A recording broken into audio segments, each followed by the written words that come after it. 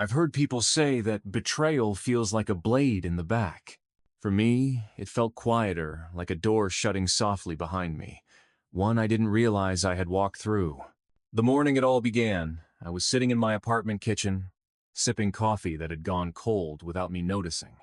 My phone buzzed with yet another reminder. Mortgage payment due, Richardson Residence. I didn't live there anymore, hadn't for almost 9 years. But every month that message came through like clockwork, and every month I paid it without question.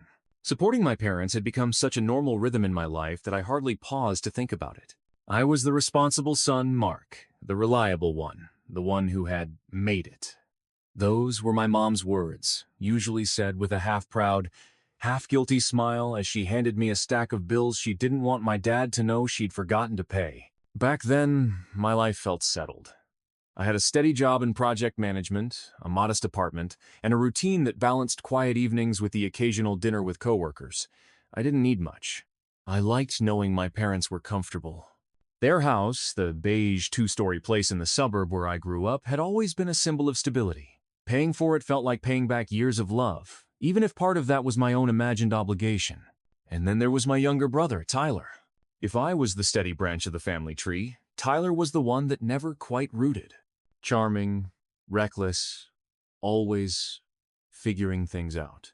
At 27, he'd bounced between online business ideas, half-finished trade certifications, and a handful of short-lived night shift jobs. My parents called him sensitive, misunderstood, or still searching for his path. I called him unemployed, but only silently, to myself. He lived at home rent-free, slept until noon, and somehow always had new sneakers or gadgets. My parents supplied those too. They said, "He needs it right now." I believed them because I wanted to. Most evenings, after work, I'd swing by their place. My mom would greet me with a hug that smelled like fabric softener and leftover dinner. My dad would pretend to be busy on his laptop, though his way of glancing up told me he was grateful. I'd fix things around the house, leaky faucets, broken cabinet hinges, glitchy Wi-Fi. Tyler rarely left his room. That was my normal life. Quiet, dutiful, predictable, and honestly, I didn't mind. I thought love looked like responsibility. I thought family meant sacrifice. I thought loyalty was what held us together. But the thing about being the responsible one is that people start to believe your support is infinite. They forget it's a choice, not a duty. They forget you have limits. I didn't know it yet, but my limits were closer than I thought. The first shift, the first quiet crack in the foundation came on a Sunday afternoon. I was at my parents' house, helping my dad sort old paperwork from his office. He had asked me to go through some boxes, just to help me organize. It wasn't unusual. He was never good with paperwork. I was. The room smelled like dust and old printer ink. Papers rustled under my hands, the soft kind of noise that fills silence without breaking it. My dad sat behind me, tapping on his keyboard, humming under his breath. I wouldn't say anything felt wrong. Not yet. But there was something different. My dad was acting oddly nervous, like he wanted something from me but didn't know how to ask. He kept turning in his chair, watching me sort through envelopes. At the time, I brushed it off. Maybe he was worried about taxes. Maybe he didn't like letting me see how disorganized everything had become. But looking back, I realize now, he wasn't watching the papers. He was watching me, and he was afraid of what I might find. I remember wiping the dust off my hands before opening the next folder. It was labeled in my mother's handwriting, Estate Planning. I didn't know then that nothing in my life would look the same after that. The folder felt heavier than it should have, thicker paper, multiple envelopes tucked inside, some sealed, some loose. My mom always insisted everything be neatly labeled, and this was no different. Estate planning. Clean handwriting.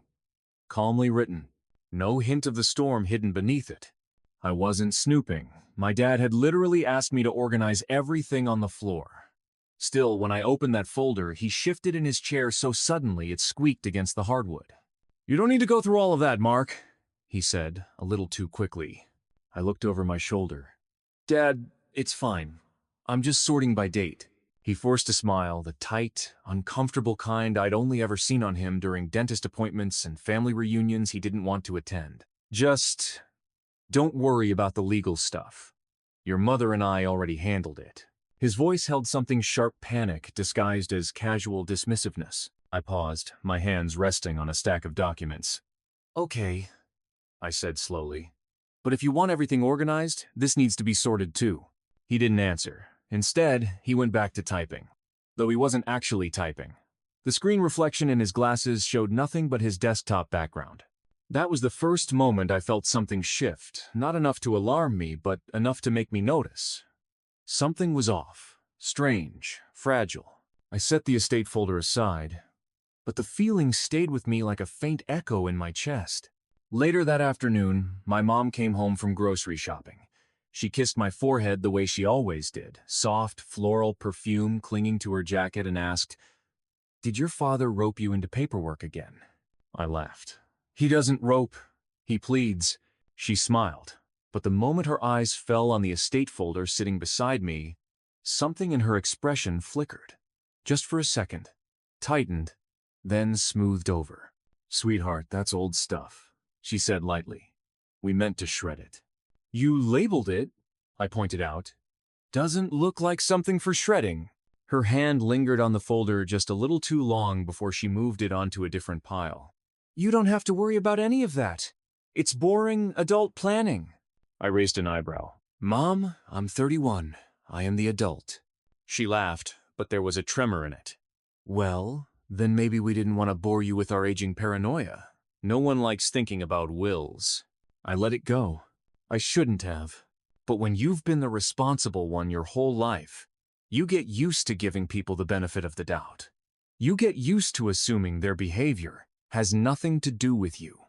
And you get used to not asking questions, because you don't want to be the reason anyone feels uncomfortable.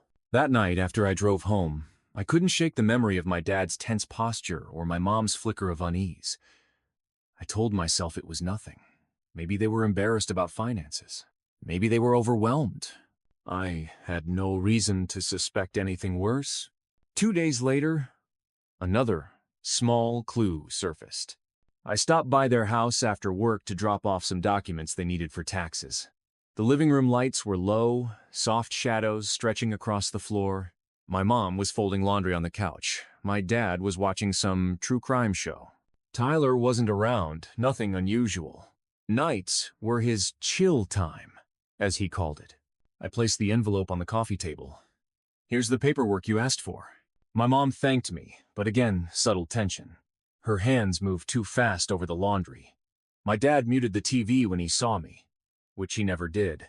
They both stared at me with forced calm, as though waiting for me to say something specific. That's when Tyler came downstairs. He paused at the bottom step when he saw me, his expression shifting into something almost smug. Not openly, but enough that I caught it. "What?" I asked him lightly. "Nothing," he shrugged. "Just didn't expect you here today."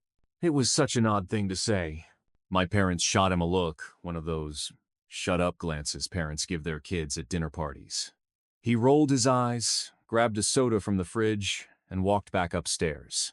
I felt the echo of that earlier unease again, like my family was sharing a secret. One that didn't include me. I tried to shake it off. Families have weird days. Parents keep small things private. Siblings act strange. But in the quiet drive home, I found myself gripping the steering wheel tighter than usual. My mind replayed their glances, the hidden folder, Tyler's smugness. Something was wrong. I just didn't know how wrong yet.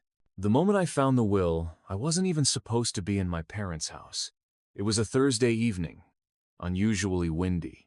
Branches tapping against my apartment window like restless fingers. My mom had called earlier, asking if I could bring over some printer ink she needed urgently. Her tone was cheerful, but strained as if she were forcing the brightness. When I arrived, the house was quiet. Too quiet. No TV noise, no clatter from the kitchen, no footsteps upstairs. Just the soft hum of the refrigerator and the faint smell of lemon cleaner lingering in the air. "Mom?" I called out, stepping inside. "Nothing," I set the bag of printer ink on the kitchen counter and felt a strange pull inside my chest, a nudge, an instinct.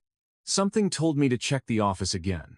Not because I expected anything, but because the unease from earlier in the week hadn't fully loosened its grip on me.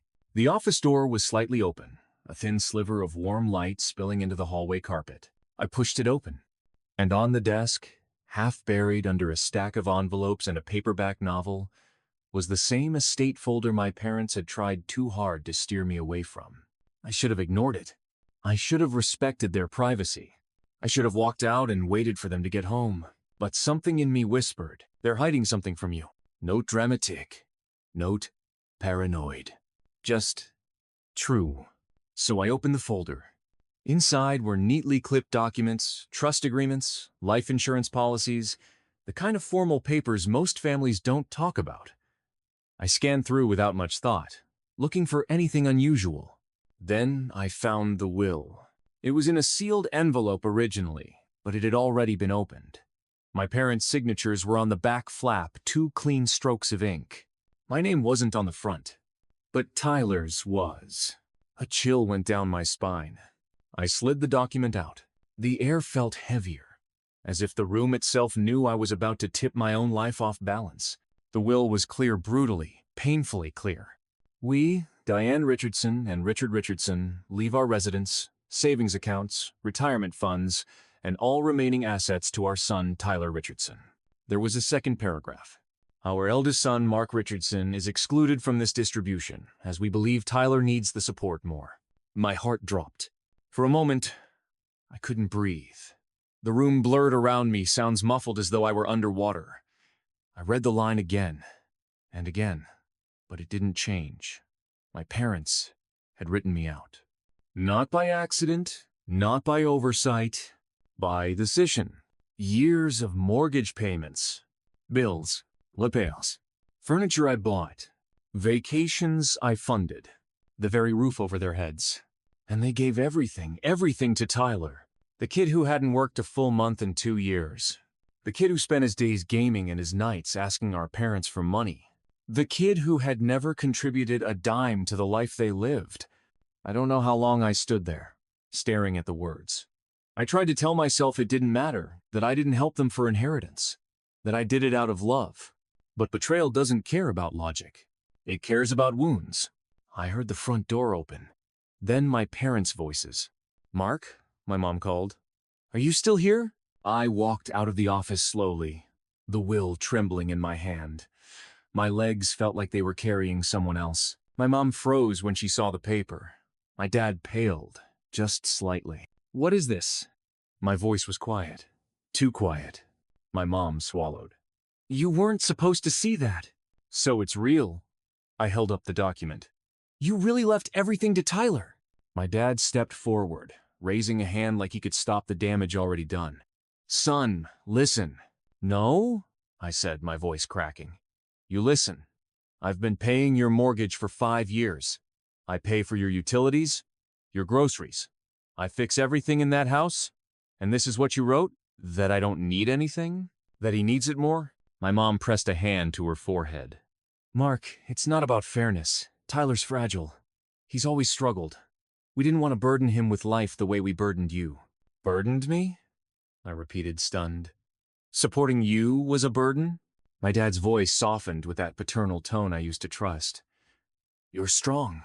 You'll be fine on your own. Tyler won't." There it was, the truth that had always been there but never spoken. I was the responsibility. Tyler was the priority. I felt something inside me break, not loudly, not dramatically, just a quiet, final snap. I folded the will, placed it on the table, and said the only words that came naturally. "I'm done."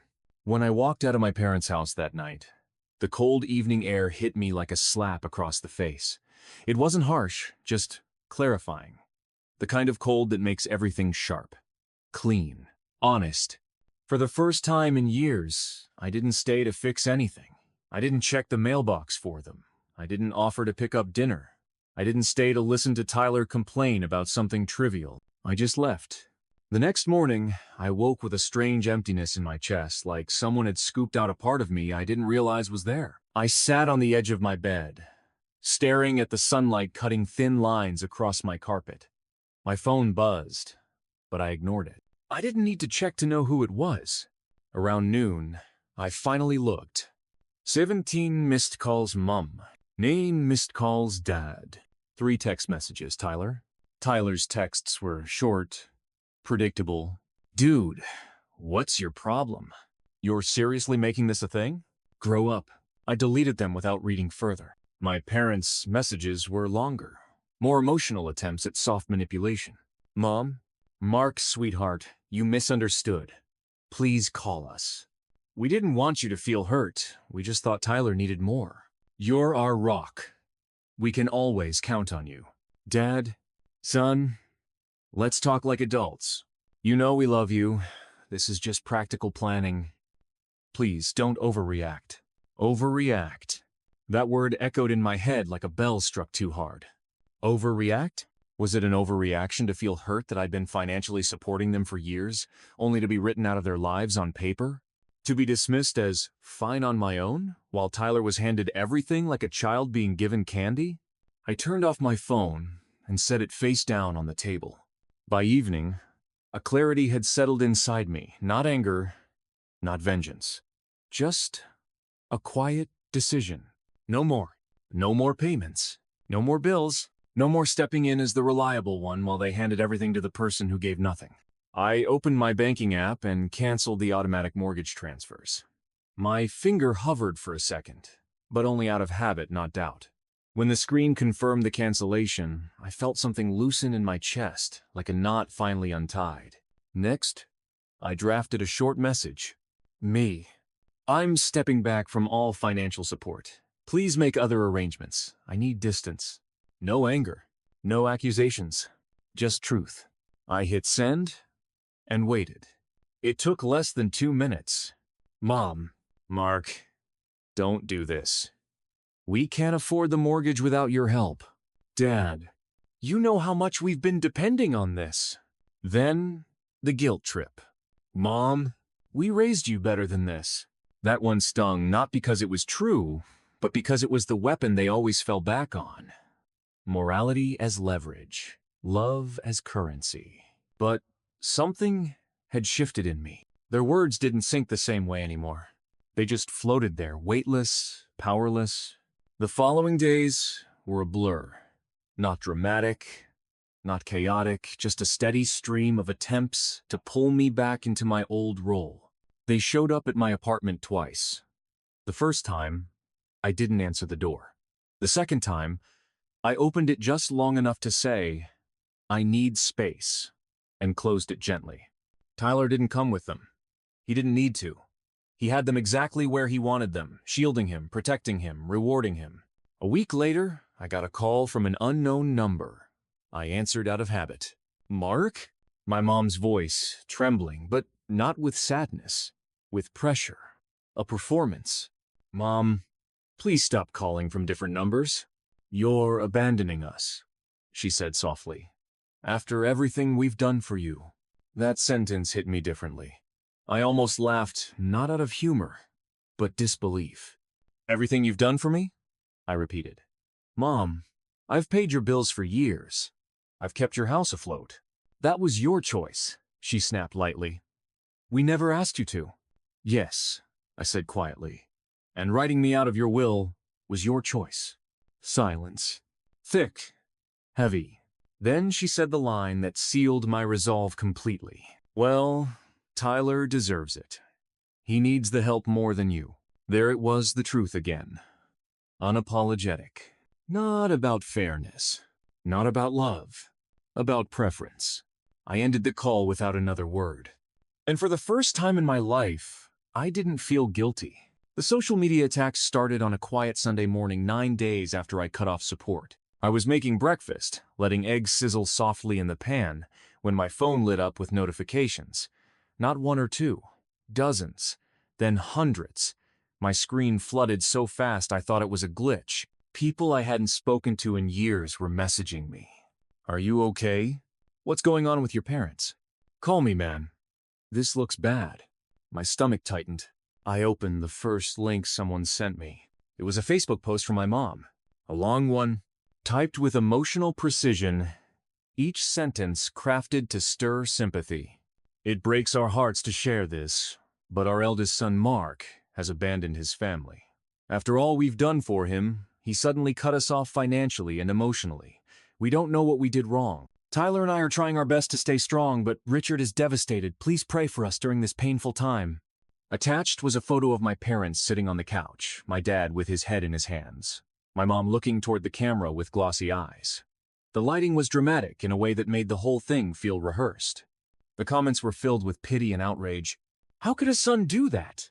You both raised him. This is how he repays you? Kids today have no loyalty. Tyler, stay strong for them. Tyler had commented too. We're hurting a lot right now. I never thought my own brother would do something like this. I set my phone down, breath caught somewhere between anger and disbelief. They hadn't just distorted the truth, they'd inverted it completely. And worst of all, people were buying it. I paced the apartment, hands on my head, the smell of overcooked eggs filling the kitchen. I wasn't angry at being portrayed as the villain. I was angry at how effortlessly they played the victims. How quickly my parents had shifted from guilt to performance. My phone kept buzzing. It didn't stop for hours. At noon, my coworker Jasmine called. Mark, are you okay? She asked gently. I don't know, I said. I didn't expect this. I didn't want to believe it, she said. Because it doesn't sound like you. You're not the type to cut off your parents for no reason. I didn't, I whispered. They just didn't include the reason. I told her the truth briefly, quietly, without bitterness. She stayed silent the whole time. When I finished, she let out a slow breath. You need to say something, she said. They're trying to control the narrative. I leaned against the counter, forehead resting in my palm. I don't want drama. This is drama, she reminded me softly. They created it. You're just correcting it. I ended the call and stood alone in the quiet of my apartment, staring at my reflection in the microwave door. Tired eyes, slumped shoulders, a man who'd spent years carrying weight he never admitted to. Then I realized something. I wasn't hiding to protect them. I was hiding because I had always been the quiet one, the stable one, the one who swallowed pain so others wouldn't choke on theirs. Not anymore. I opened Facebook. My hands didn't shake. My voice didn't waver, because I typed from a place beyond rage, somewhere calm, grounded, and done. My post read, for clarity, I did not abandon my family. I stopped paying their mortgage and bills because I discovered I had been written out of their will after years of financial support. Everything was left solely to my brother, who has never contributed. I confronted them. They dismissed me. I chose distance to protect my mental health. That is the full story. I attached no pictures, no dramatics, just truth. I posted it and then logged off. The next morning, the world had shifted. My mom's post had exploded with arguments beneath it. People questioning, people defending, people confused. A few who had seen my post shared it under hers. Tyler tried to respond with indignation, but each comment he made only drew more scrutiny. My parents didn't post anything new. They stayed silent, the way people do when a performance collapses under its own weight. By afternoon, I received only one message from my father.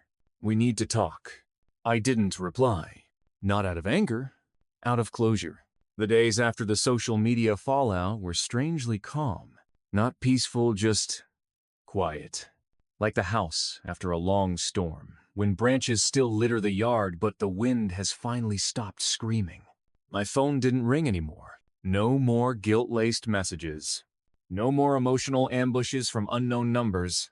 No more Tyler trying to provoke me with passive-aggressive texts.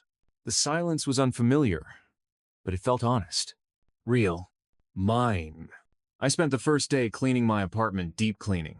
The kind where you pull furniture away from walls and sweep corners you haven't thought about in years. I scrubbed my counters, changed my sheets, opened every window despite the cold. Fresh air filled the rooms, carrying the smell of something new, something like freedom. And it hit me. Gently, quietly. I had been carrying them for so long that I forgot what life felt like without weight on my shoulders. For years, every paycheck had been divided in my head before I even received it. Mortgage, utilities, repairs, Tyler's emergencies, usually gaming subscriptions or food deliveries. I'd built my entire adult life around keeping them afloat. And for what? A line in a will that said, he needs it more. There was no grief anymore. The betrayal hurt, but the ache wasn't sharp, it was dull, fading each day like a bruise. On the second day, I visited the gym for the first time in months. I ran longer than I expected. My lungs burned, but in a way that reminded me I was alive. On the third day, I meal prepped actual food instead of rushing between work and my parents' errands. On the fourth day, I slept in without guilt. On the fifth day, Jasmine invited me for coffee. We sat by the window of a quiet cafe, the steam from my cup curling up like soft gray threads. "You look lighter," she said, stirring her drink slowly. "I feel lighter," I admitted. "It's strange. I thought leaving them would feel wrong." "Leaving toxicity never feels wrong," she said gently. "It just feels unfamiliar at first." I nodded, letting her words settle. We talked about work, hobbies, simple things, no drama, no emotional manipulation disguised as love, just ease. And I realized how long it had been since I'd been able to have an uncomplicated conversation. When I drove home that evening, the sky was a soft orange, fading into dusky lavender. I rolled down the window and let the breeze wash over my face. For once, I didn't think about whether my parents had eaten dinner or whether Tyler had asked them for money again. They were living their lives without me. And I was living mine, finally, fully, without them. By the end of the week, my father sent one final message. "We didn't expect this to go so far, but we understand your decision. Take care of yourself." It was the closest thing to an apology he'd ever offered. It wasn't enough, but I didn't need it to be. I didn't reply. Healing, I realized, isn't about getting closure from the person who hurt you. It's about choosing to stop reopening the wound. I started therapy the following Monday. Not because I was broken, but because I wanted to understand myself better, understand why I had carried so much for so long. My therapist asked me a question on our first session. "Why did you keep giving when they kept taking?" I thought about it for a long time. "Because," I finally said, "I thought if I kept giving, they'd eventually see my worth." "Did they?" I shook my head. "And now?" she asked. "Now," I said quietly, "I'm learning to see it myself." The healing wasn't instant, but it was steady. A month passed. Work felt more manageable. My apartment felt like home. I started cooking new recipes, taking longer walks, reading books I'd abandoned years ago. Little by little, I rebuilt myself, not the version shaped by obligation, but the version shaped by choice. My family had been a chapter of my life. A painful one, yes, but not the entire story. I wasn't angry anymore. I wasn't waiting for them to change. I wasn't hoping for an apology. I had chosen myself, and it turned out that was enough. I didn't sleep the entire night. My mind kept replaying the moment Jordan looked at me. Eyes soft, apologetic, but full of guilt. That kind of look sticks to your bones. It haunts you. By sunrise, I had made a decision. No more waiting. No more watching from the sidelines. No more pretending I didn't know something bigger, darker, uglier was happening behind my back. Jordan wasn't telling me everything, and I needed answers.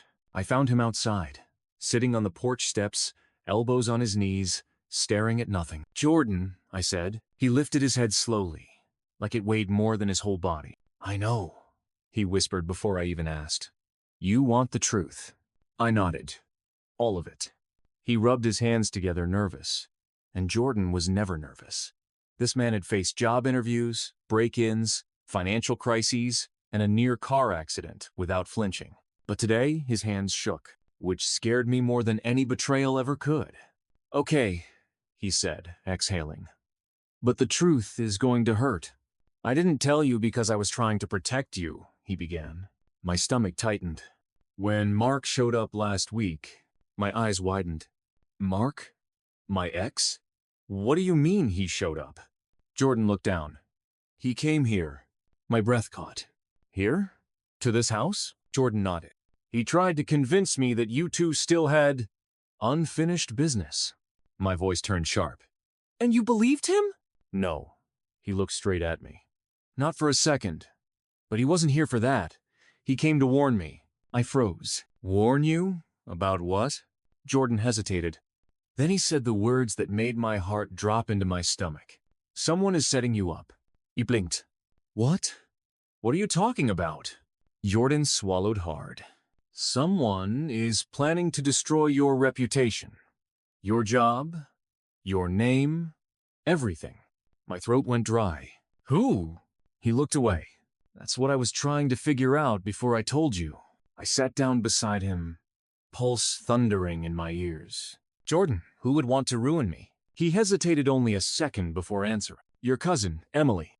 The world went quiet. Too quiet. Emily? The same Emily who grew up with me? Who shared secrets with me? Who cried in my lap when her first boyfriend broke her heart? Who told me I was the only person she fully trusted? That Emily? My voice barely came out. No. Jordan, she wouldn't. She would, he cut in, and she did. He pulled out his phone, opened a folder, and handed it to me. Screenshots, messages, recordings. Emily's voice. Her number, her plans. Every piece pointed to one horrifying truth. She wanted me gone. Out of the family. Out of my job. Out of everything. And she wasn't working alone. She's being helped, Jordan said quietly.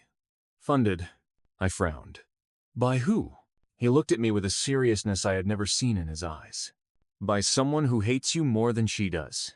My heart pounded. Jordan? Who? He hesitated. Then he said the name that sent a cold wave through my entire body. Your aunt, Linda. I gasped. Aunt Linda? She practically raised me.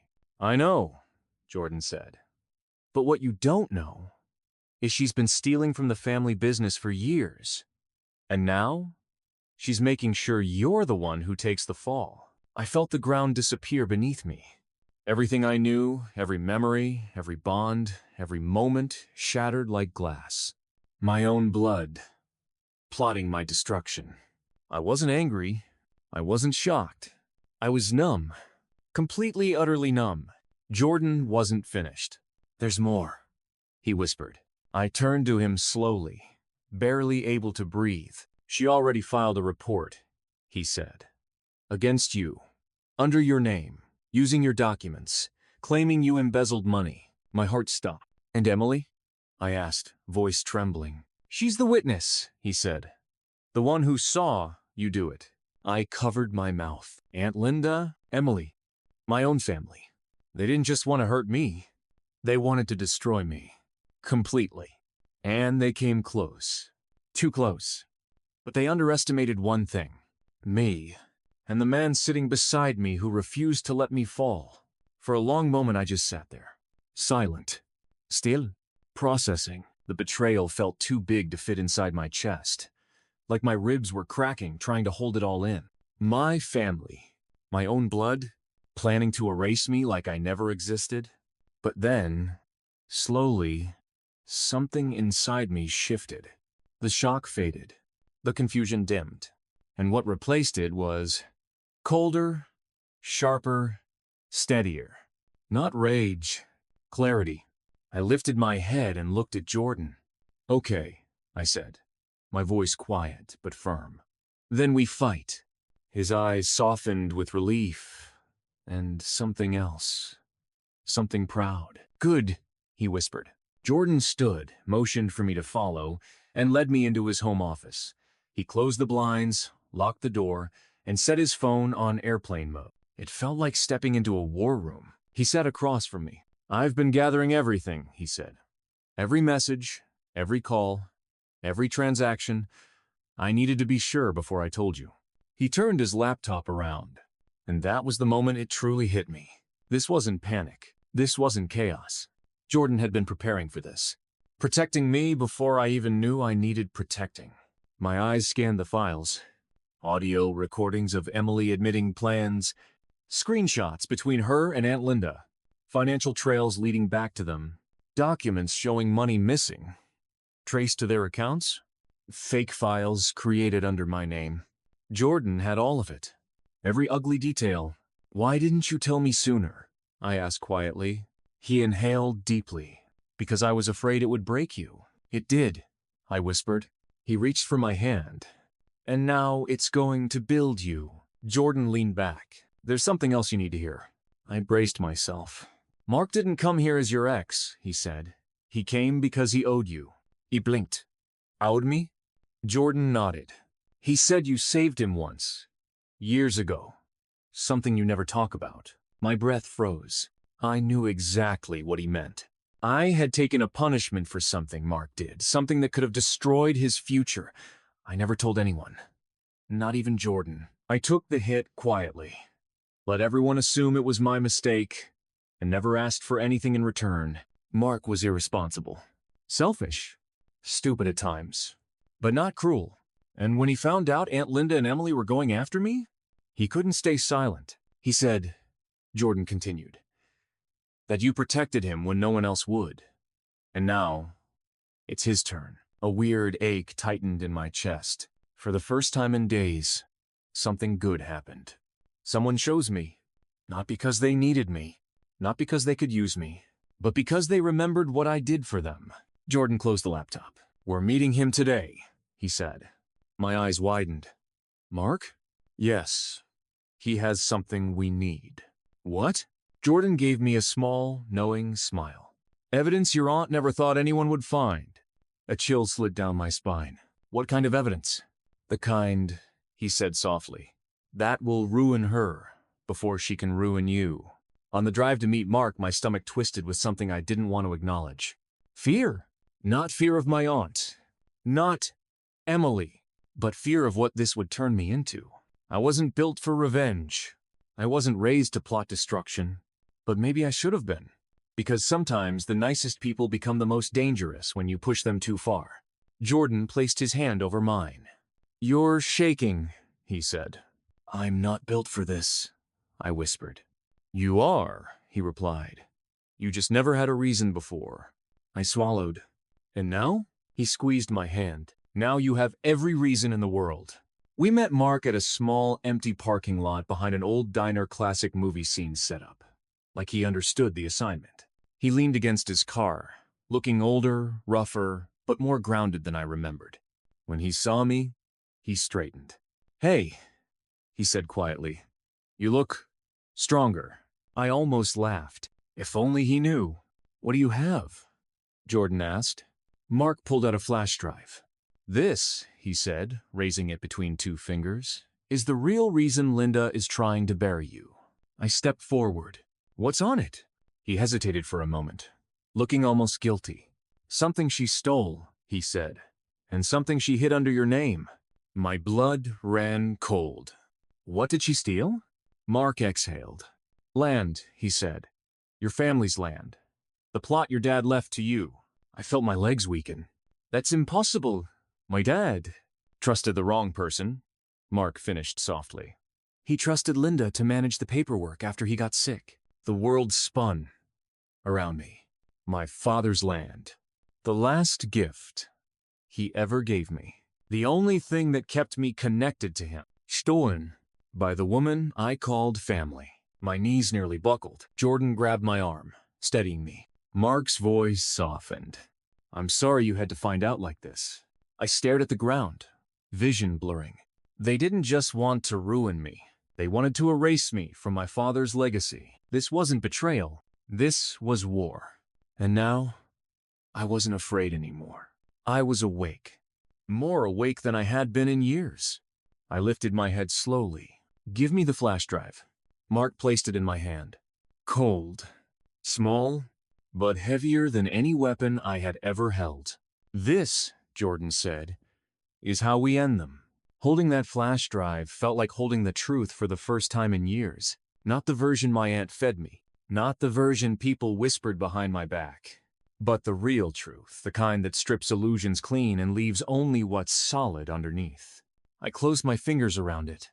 "This is enough to expose her?" I asked. Jordan nodded. "More than enough. But we're not rushing. We're doing this right." I breathed in slowly, letting the cool winter air settle in my lungs. Mark looked between the two of us. "You know she won't go down quietly," he said. His voice wasn't warning me, it was preparing me. I gave a small nod. "I'm done going quietly too."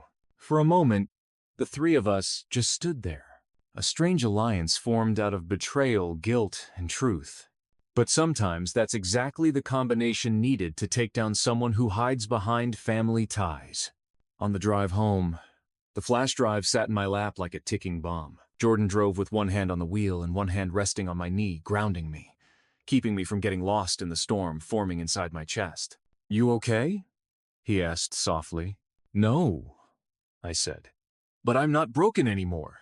He nodded like that was the answer he expected. "What do we do first?" I asked. Jordan glanced at me. "We build a timeline. Dates, documents, every proof we have. Then we leak it strategically." "Leak it to who?"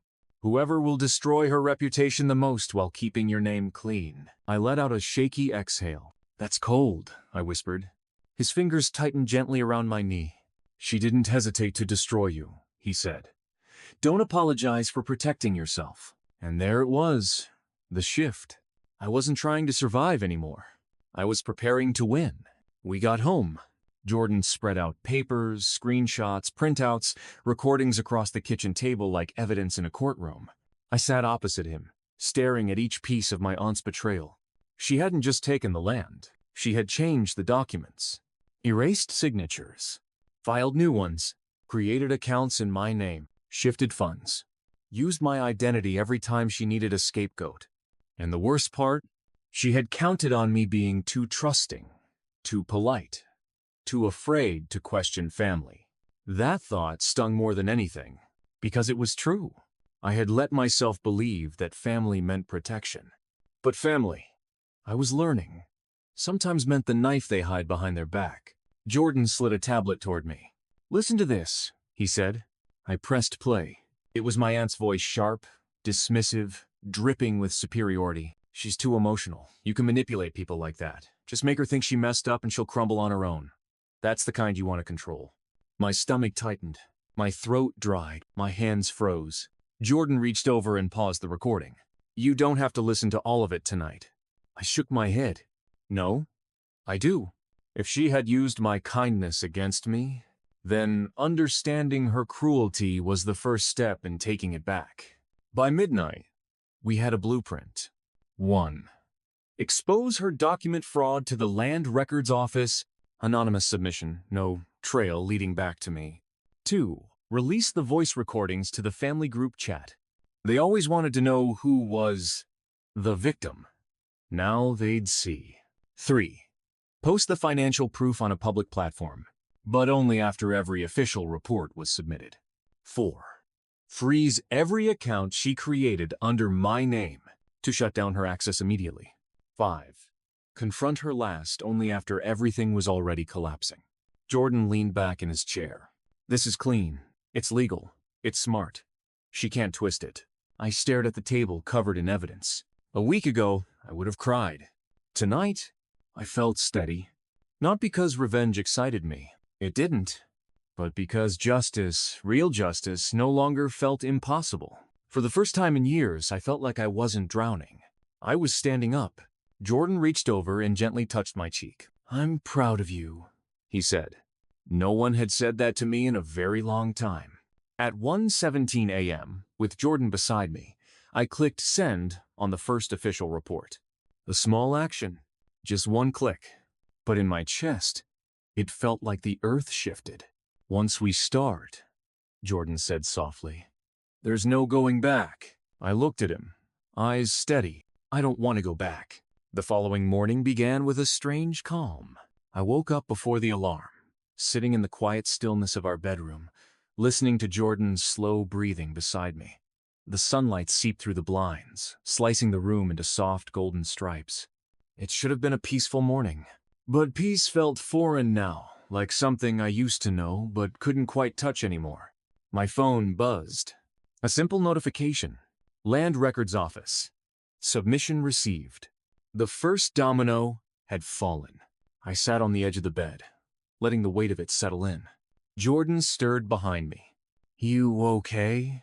he murmured, his voice rough with sleep. "I don't know," I said honestly. He wrapped an arm around my waist and pulled me back against his chest. "You don't have to be okay," he whispered. "You just have to be sure." And I was. More sure than I'd been about anything in years. By late morning, the Land Records Office had emailed again. "Your anonymous report requires follow-up. Potential documentation irregularities detected."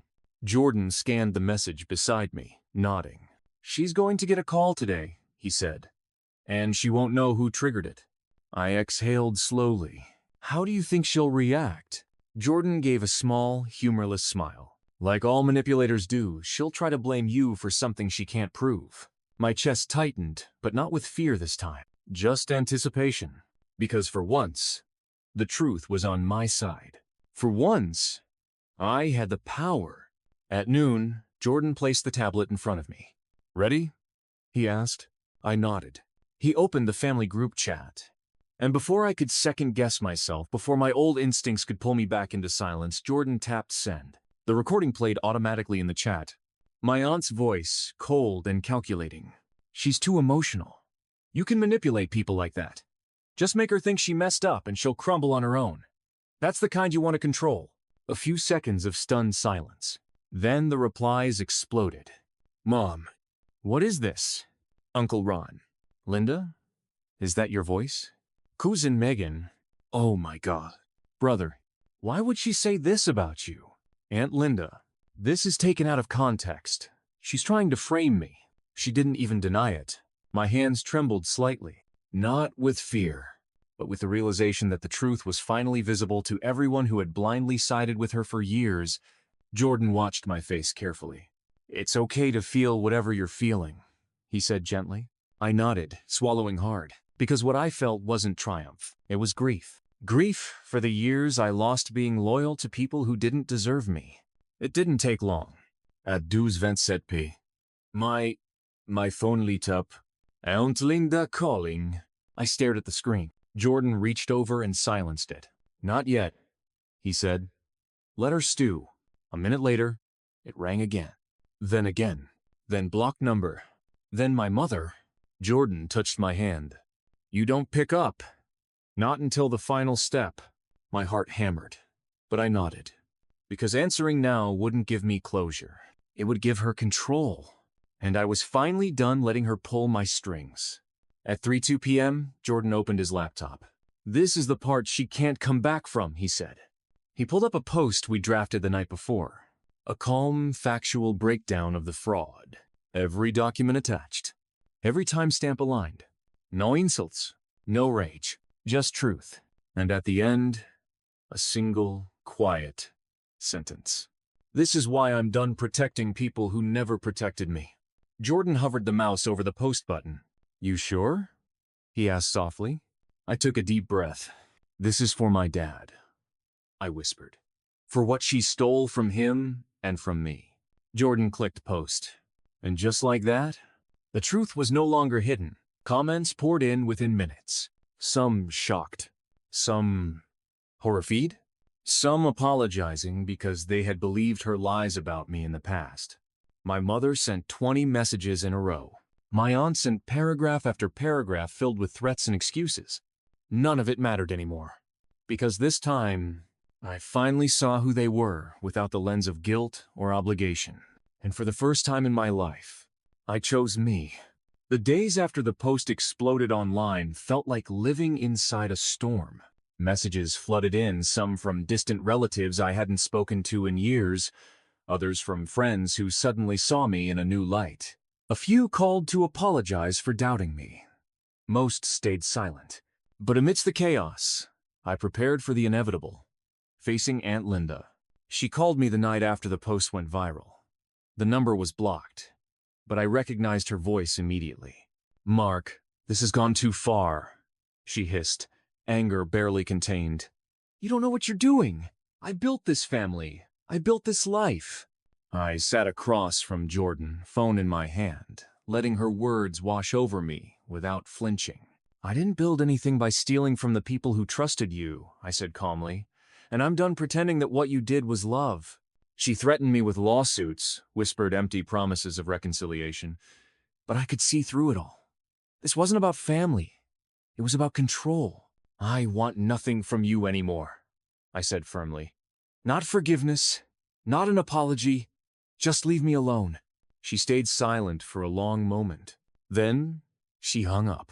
The next morning, I changed the locks on my parents' house, the place I had once called home. I packed the last of my things and dropped off the keys at a friend's place, the weight of years of betrayal pressing down on me. I sent a simple message to my parents and Tyler. I'm done. I hope one day you find peace.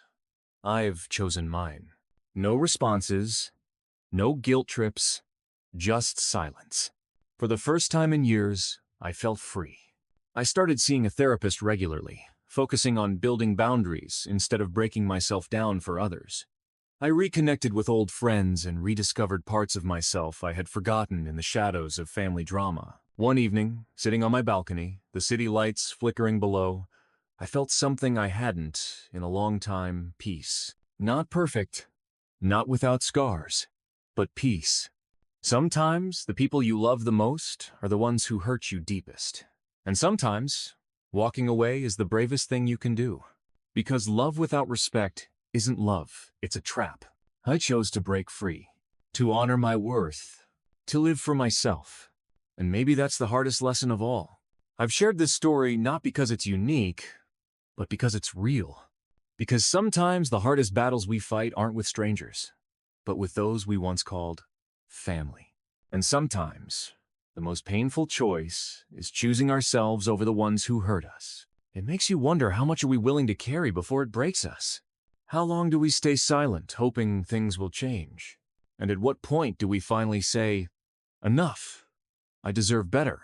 I ask you this: if you were in my shoes, would you have walked away? Would you have stood up and taken back your life?